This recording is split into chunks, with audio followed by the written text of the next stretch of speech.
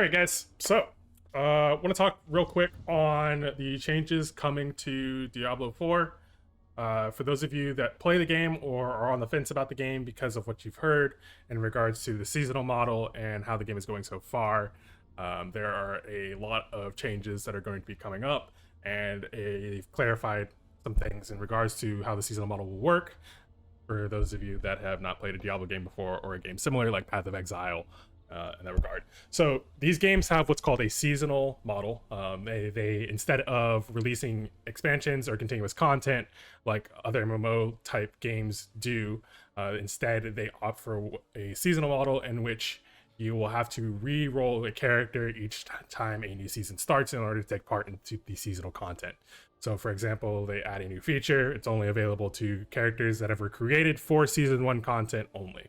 Season 1 is going to be coming mid to late July. As far as we know, we do not have any other information in regards to that release or what it's going to be themed about, what the new mechanic is going to be, but we do know there will be a battle pass that was mentioned as part of the collector's edition, deluxe edition, and the other editions that had early access. They also gave some battle pass XP and stuff like that, so we know that there will be a battle pass going into season 1. Whenever that happens, mid to late July, that's all we know so far. There will be a major patch that is coming out before season 1 releases that will be encompassing a bunch of buffs to help balance out the way skills currently work on a lot of the classes. So for example, Necromancer's minions have been extremely underwhelming to the point where they are not really viable in endgame. The higher world tier nightmare dungeons, typically above tier 50 or so, they just fall off immensely. A lot of sorcerer skills have the same exact issue. They nerfed Arclash at the beginning of this release, and so we might hope to see a little bit more buffs in regards to the other lightning skills, the fire skills, the skills that are currently non-viable like Incinerate, and Meteor and Fireball. Hopefully they get a little bit more love as well, but do not know for sure. The other classes will also be getting some sort of buffs or a little bit of help to balance out their scalings, and we also hope that they will take a look at vulnerable if possible, because currently there's not a lot of options if you want to apply vulnerable, and vulnerable is almost absolutely necessary to do big damage in the endgame nightmare dungeons. So you might ask, why does this affect me as an individual who may or may not play those in-game dungeons? It might not. If you are someone who does not plan on playing those in-game dungeons, then you, in a lot of cases, do not need to pay attention to those. But if you do care about that sort of thing, this is information for you now that you can have that. As far as any other news that we know there'll be a bunch of bug fixes and hot fixes that will be fixing a lot of issues that are currently going on with the stability of the game, and little micro issues going on, like the fact that focuses of the book variety on Sorcerer will undo their transmogs and cannot be imprinted onto after being imprinted once for some weird reason. So hopefully they take a look at that as well. But that's all we know currently going into these next few weeks and into season 1. If we get any more news, we'll cover that as that comes. But stay tuned, and we will get to that when we do. I'm wondering what the seasonal model is going to be. What? Like for season 1. You mean the theme, like the overlay? Yeah. I'm really hoping it's definitely going to be a new activity. I'm hoping it's a time-based one. Yeah, I think that's what I'm most excited about. Is like, what is the new wrinkle going to be to the gameplay? They made it very clear that seasons will have not just an overlay or a theme to them, but like there will be new things, new gameplay things. Yeah, well, typically, so the way it usually works is the seasons will introduce like a new activity or a new mechanic. It's typically not both at the same time, but it can be both. And the idea is you start from fresh, you roll your new character, you play through to the end game, and then you just continuously farm whatever the new activity or mechanic is to get yourself stronger. And that's just basically all it is every single season.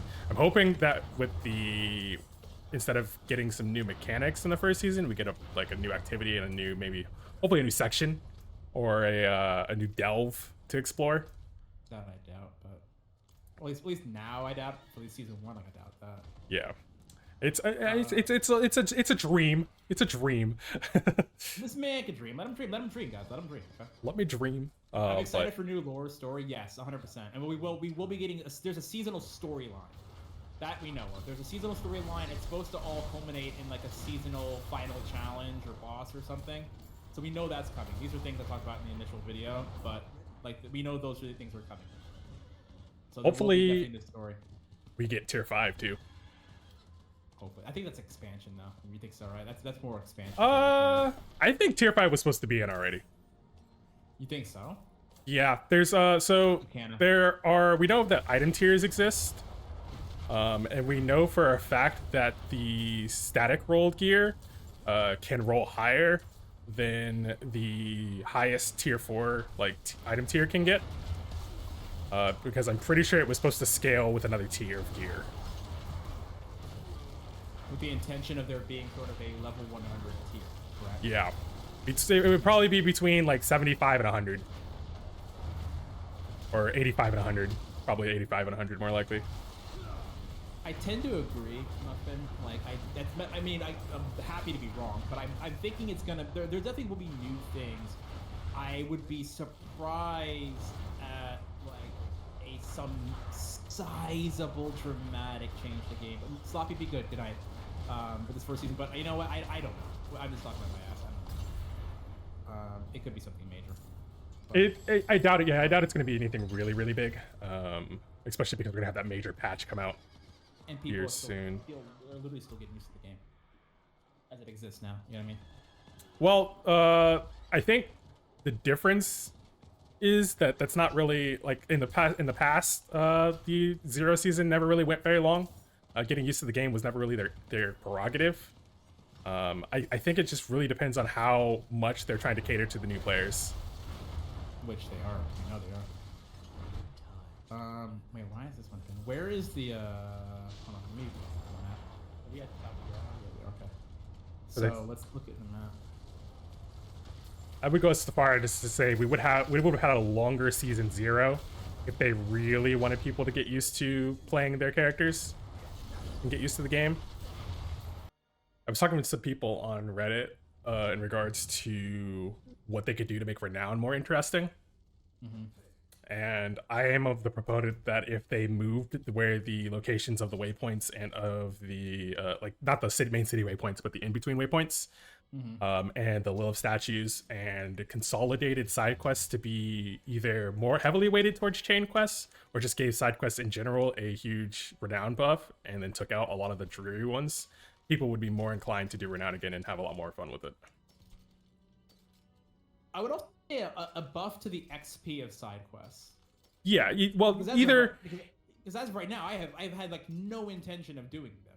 So like, I would love to see them separate between the chain side quests and normal side quests and give chain side quests a more heavier weight because those chain side quests are a lot more interesting. First off. People are more inclined to do those, I feel like, because typically they'll lead to dungeons or their stories are just a lot more in depth, so they're worth doing. But like, yeah, it's. I feel like if they could give more to those, it wouldn't be nearly as bad either. You know what they could also do is include, if the new seasonal activity is possible to do in other locations, tie that to Renown, and just have people go to different locations and do the seasonal activity. And get Renown from that. Yep. If we tie it into the season, I feel like it would be a lot easier for people to get it done. I gotta get some senders. Your boy needs the senders. has a hideout. I didn't know that actually. Yep, PoE does have a hideout, and it can get pretty involved. The seasonal content in a lot of the seasons for PoE has also been accessible via your hideout, which made it a lot more. That is dope. Okay, I'm here for that. Okay. More interesting. 100%. I mean, I feel like we should get a hideout regardless because you can have a wardrobe. You can in PoE you could hire blacksmiths and stuff to be in your like hideout. I see. I would love that because then I would love to arrange my hideout in such a way that like I could go there and do all of the things. Like, Yep. have my blacksmith, have my chest, have it all in one room. Can you imagine having all of that in one room so that you can manage your gear and inventory in one spot instead of having to run around town or run around the camp? Like, See, that's how it was in 3, so I don't know why they did it like this. It's the one thing I'm so confused about, that they didn't just say, okay, we're gonna do this from the start. Just have an artisan's room. It literally makes sense. You don't want to have all of your your artisans all over town. It just makes it just makes sense though to give this game again a sense of scope. Like, I understand that. Put the purveyor in the oddest, weirdest place in the map, and then put everybody else in the center and call it a day. I don't love it, but I get it. Like, I don't love it. I wish it was a little bit more convenient, but I also get that they want to give the game a sense of scope for the sake of the immersion.